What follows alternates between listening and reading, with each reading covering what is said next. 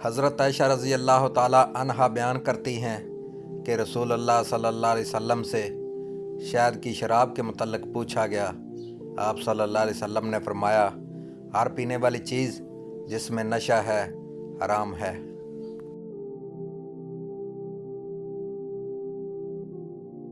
رسول اللہ صلی اللہ علیہ وسلم نے فرمایا، علامات قیامت میں سے یہ ہے کہ دینی علم اٹھ جائے گا اور جہالت ہی جہالت ظاہر ہو جائے گی، اور علانیہ شراب پی جائے گی اور زنا بھی پھیل جائے گا۔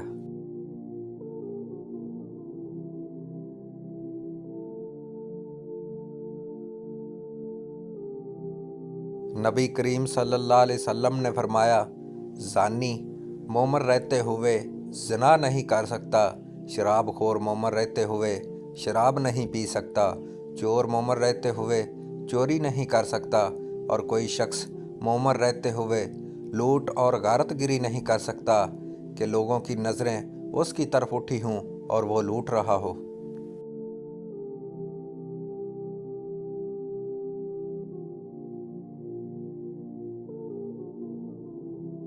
حضرت عبداللہ بن عمر رضی اللہ تعالی عنہما نے بیان کیا کہ میں نے عمر رضی اللہ تعالی عنہ سے سنا، وہ نبی کریم صلی اللہ علیہ وسلم کے ممبر پر کھڑے ہوئے فرما رہے تھے، اما بعد، اے لوگو، جب شراب کی حرمت نازل ہوئی تو وہ 5 چیزوں سے تیار کی جاتی تھی: انگور سے، کھجور سے، شہد سے، گیہوں سے اور جو سے، اور شراب ہر وہ پینے والی چیز ہے جو عقل کو زائل کر دے۔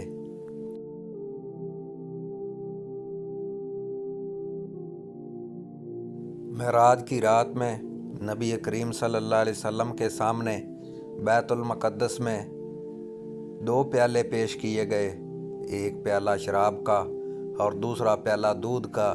آپ صلی اللہ علیہ وسلم نے دونوں کو دیکھا، پھر دودھ کا پیالہ اٹھایا۔ اس پر جبرائیل علیہ السلام نے کہا کہ تمام حمد و ثنا کے لیے ہے جس نے آپ کی فطرت کی ہدایت کی، اگر آپ شراب کا پیالہ اٹھا لیتے تو آپ کی امت گمراہ ہو جاتی۔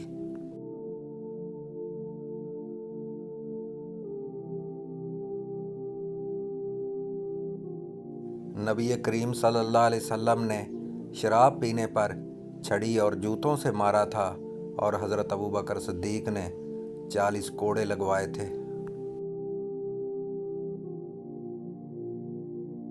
نبی کریم صلی اللہ علیہ وسلم کے پاس ایک شخص کو لایا گیا جو شراب پیے ہوئے تھا، تو آپ صلی اللہ علیہ وسلم نے فرمایا، اسے مارو۔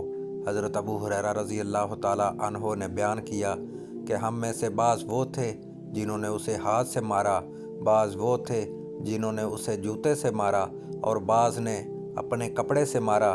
جب مار چکے تو کسی نے کہا، اللہ تجھے رسوا کرے۔ آپ صلی اللہ علیہ وسلم نے فرمایا، اس طرح کے جملے نہ کہو، اس کے معاملے میں شیطان کی مدد نہ کرو۔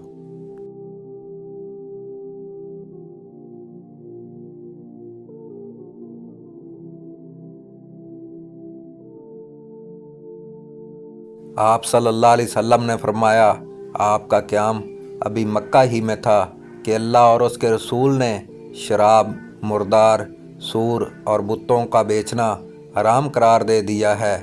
اس پر پوچھا گیا کہ یا رسول اللہ، مردار کی چربی کے متعلق کیا حکم ہے؟ ہم اسے کشتیوں پر ملتے ہیں، کھالوں پر اس سے تیل کا کام لیتے ہیں، اور لوگ اس سے اپنے گھروں کے چراغ جلاتے ہیں۔ آپ صلی اللہ علیہ وسلم نے فرمایا کہ نہیں، وہ حرام ہے۔ اس موقع پر آپ صلی اللہ علیہ وسلم نے فرمایا کہ اللہ یہودیوں کو برباد کرے۔ اللہ تعالیٰ نے جب چربی ان پر حرام کی تو ان لوگوں نے پگھلا کر اسے بیچا اور اس کی کمائی کھائی۔